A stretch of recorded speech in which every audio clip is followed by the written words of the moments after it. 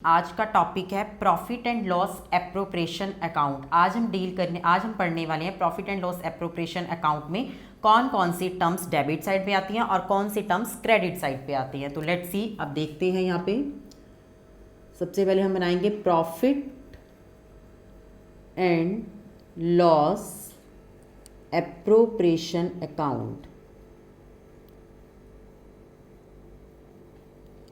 Profit and loss appropriation account हमेशा firm सबसे पहले अपना ट्रेडिंग अकाउंट बनाती है, then P and L account बनाती है। पी एंड एल अकाउंट के जो प्रॉफिट्स होते हैं, नेट प्रॉफिट या लॉस, उसको profit and loss appropriation account में ट्रांसफर किया जाता है। ये हम कह सकते हैं एक तरह से इन पार्टनरशिप फर्म के अंदर ये एक प्रॉफिट एंड लॉस अकाउंट का एक एक्सटेंशन फॉर्म है। Means P and L account बनाने के बाद हम जो प्रॉफिट्स बचते हैं हमारे पास, नेट प्रॉफिट जो हमें मिलते हैं प्रॉफिट एंड लॉस अकाउंट बनाने के बाद, उन प्रॉफिट्स का हम पार्टनर्स के बीच में एप्रोप्रिएट करते हैं। अभी पार्टनर्स को वो क्या क्या चीज़ें हमें इसके अलावा भी देनी है, तो वो जो पार्टनर्स को हम डिस्ट्रीब्यूट करते हैं, सैलरी है, उनका कमीशन है, इंटरेस्ट ऑन कैपिटल है, उनसे ड्राइंग चार्ज करते हैं, तो उन सब टर्म्स को अलग से एक अकाउंट में दिखाया जाता है जिस अकाउंट का नाम है प्रॉफिट एंड लॉस एप्रोप्रिएशन। और इसको एप्रोप्रिएशन इसीलिए बोला जाता है कि अगर फर्म में प्रॉफिट्स हैं, मीन्स नेट प्रॉफिट निकालने के, प्रॉफिट एंड लॉस अकाउंट से जो हम नेट प्रॉफिट निकालते हैं वो नेट प्रॉफिट हम यहाँ ट्रांसफ़र करते हैं।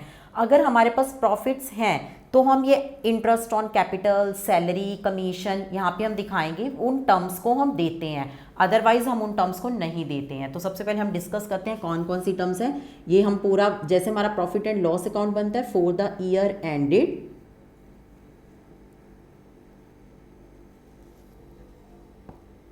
अब यहाँ पे हम लिखेंगे by profit and loss account. ये हम प्रॉफिट एंड लॉस अकाउंट से उतार रहे हैं अपना प्रॉफिट, नेट प्रॉफिट है। अगर फर्म में ये नेट प्रॉफिट हो रहे हैं तो ही ये फर्म ये सब चीज़ें देगी। फर्म को लॉस भी हो सकता है, मीन्स अगर हमें प्रॉफिट एंड लॉस अकाउंट से, प्रॉफिट एंड लॉस अकाउंट अगर ये डेबिट साइड है, मीन्स हमारी नेट जो हमारा प्रॉफिट एंड लॉस अकाउंट बनाया है उसमें हमें लॉस मिले हैं, तो अगर लॉस है तो हम यहाँ पे लॉस लिखेंगे, ये फिगर। और यहाँ पे एक टर्म आती है बाय इंटरेस्ट ऑन ड्राइंग, जो पार्टनर से चार्ज किया जाता है। जो ड्राइंग वो अपने प्रॉफिट के अगेंस्ट निकालते हैं, मीन्स रेगुलरली अपने प्रॉफिट्स में से वो ड्राइंग अमाउंट निकालते चले जाते हैं, तो पार्टनर फर्म जो है उसके ऊपर इंटरेस्ट चार्ज करती है। एज कैपिटल अकाउंट, जो भी पार्टनर्स का नाम होगा उन पे इंटरेस्ट ऑन ड्राइंग का यहाँ पे अमाउंट आ जाएगा, और इन दोनों अमाउंट्स के टोटल यहाँ पे लिखे जाएंगे। ये फर्म का टोटल प्रॉफिट बन जाता है। फर्म इसमें से क्या क्या देती है? First, interest on capital, partners को कैपिटल के ऊपर इंटरेस्ट मिलता है। फॉर एग्जांपल 2 पार्टनर्स हैं, उनके कैपिटल अकाउंट में ट्रांसफ़र हो जाएगा। A is capital account, B is capital account. अगर उनका फ्लक्चुएटिंग कैपिटल अकाउंट है, अगर फिक्स्ड है तो फिर करंट अकाउंट में ट्रांसफ़र हो जाएगा, करंट और करंट अकाउंट, ये भी हमें ध्यान रखना है। सिमिलरली ऐसे यहाँ पे करंट अकाउंट, करंट अकाउंट में ट्रांसफ़र हो जाएगा। 2, सैलरी, अगर किसी पार्टनर को हमें सैलरी देनी है उसको सैलरी दी जाएगी। 2, कमीशन, अगर किसी पार्टनर का कमीशन पार्टनरशिप डीड में डिसाइडेड हुआ है तो उसको कमीशन दिया जाएगा। या पार्टनरशिप डीड में ये डिसाइड किया गया है कि रिज़र्व का भी अमाउंट रखना है। रिज़र्व मतलब जो हमारे अनएक्सपेक्टेड लॉसेस होते हैं फ्यूचर में होने वाली, तो उनके लिए एक अमाउंट हम सेट असाइड कर देते हैं, इस प्रॉफिट का एक पार्ट रख देते हैं। तो वो भी प्रॉफिट्स में से ही हम करने के बाद हमारे पास अराइव हो जाते हैं डिविजिबल प्रॉफिट्स। मीन्स ये सब फिगर माइनस करने के बाद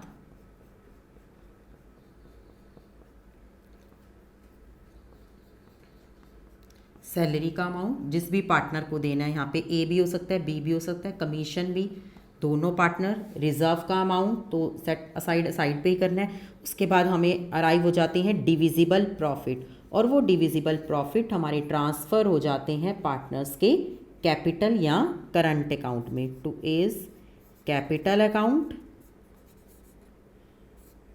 या current account. B is capital account, current account. अगर फर्म को प्रॉफिट है, अगर यहाँ पे प्रॉफिट्स हैं या इंटरेस्ट ऑन ड्राइंग चार्ज करने के बाद ये टोटल प्रॉफिट्स बन जाता है फर्म का, तो फर्म इन सब चीज़ों को दे पाती है। इंटरेस्ट ऑन कैपिटल देगी, सैलरी देती है, कमीशन देती है, रिजर्व दे सकती है और डिविजिबल प्रॉफिट भी ट्रांसफ़र कर सकती है उनके अकाउंट में। लेकिन अगर फर्म में प्रॉफिट्स नहीं हुए, मीन्स प्रॉफिट एंड लॉस, इससे पहले हमारा प्रॉफिट एंड लॉस अकाउंट बना हुआ है, वहाँ से हमारे पास नेट लॉस आए हैं, तो इनमें से कोई भी टर्म नहीं दी जाती है।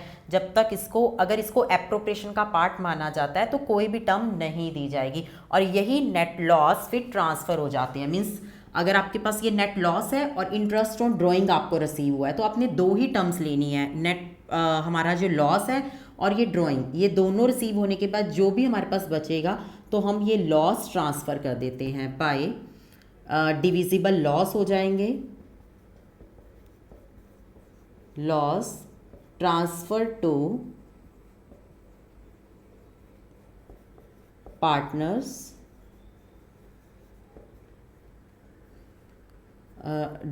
ट्रांसफर टू यहाँ पे एज कैपिटल अकाउंट या current account, B is capital account और करंट अकाउंट। यहाँ पर ट्रांसफ़र हो जाएंगे इनके लॉस का अमाउंट और ये हमारे पास दोनों साइड का टोटल होगा। हमारा profit and loss appropriation account हम इस तरह से बनाते हैं इन पार्टनरशिप फर्म के अंदर। पार्टनरशिप फर्म में हमारे पास एक नया अकाउंट यही बनता है, प्रॉफिट ट्रेडिंग के बाद हमारा profit and loss account, profit and loss account के बाद एक एक्सटेंशन होता है प्रॉफिट एंड लॉस एप्रोप्रिएशन। सिर्फ प्रॉफिट एंड लॉस और profit and loss appropriation account में सिर्फ यही डिफरेंस है। प्रॉफिट एंड लॉस एप्रोप्रिएशन सिर्फ पार्टनरशिप फर्म में ही बनता है और सिर्फ ये प्रॉफिट्स को एप्रोप्रिएट करता है। मींस अगर आपके पास ये प्रॉफिट्स हैं तो ये पार्टनर्स को ये वाली चीज़ें, इंटरेस्ट ऑन कैपिटल, ये आइटम्स, सैलरी, कमीशन, रिजर्व्स, ये मिल सकता है। अगर ये प्रॉफिट्स नहीं आए हैं तो इनमें से ये कोई भी चीज़ नहीं मिलती है। सिर्फ फर्म, फिर हमारे पास इट मीन्स क्वेश्चन में लॉस हो सकता है। अगर हमें प्रॉफिट एंड लॉस से लॉस मिला है तो हम इंटरेस्ट ऑन ड्राइंग चार्ज करते हैं और नेट जो हमारे पास लॉस बनता है वो लॉस हम पार्टनर्स के कैपिटल या करंट अकाउंट में ट्रांसफर कर देते हैं। अगर प्रॉफिट्स है तो ये सब चीज़ें एप्रोप्रिएट की जाती है और उसके बाद जो प्रॉफिट्स बचते हैं तो वो भी पार्टनर्स के कैपिटल और करंट अकाउंट में दिए जाते हैं। तो नेक्स्ट हम वीडियो में हमारे पास पार्टनर्स का कैपिटल और करंट अकाउंट डिस्कस करेंगे।